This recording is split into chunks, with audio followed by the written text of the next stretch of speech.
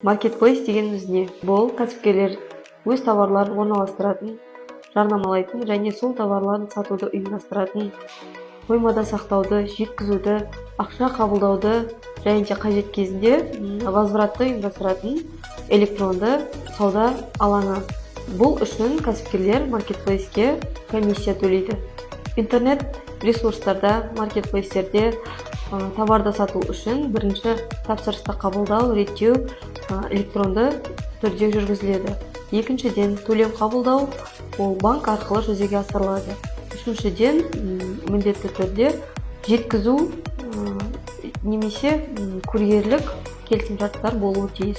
Маркетплейсте қандай OKR пайдаланамыз?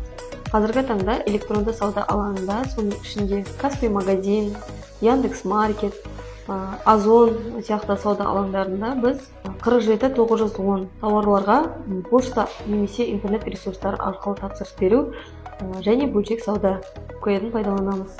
Кәсіпкерлер саудамен қатар тұтынушыларға басқа да қосымша қызметтер көрсете алады. Мысалға айтатын болсақ, 53-200 OKR-ді бұл басқа да пошталық қызметтер және курьерлік қызметтер. 82-920 OKR-ді бұл товарларға упаковка жасау, орау. 52-102 бұл товарларды сақтау. Осы OKR-ді пайдалануға болады.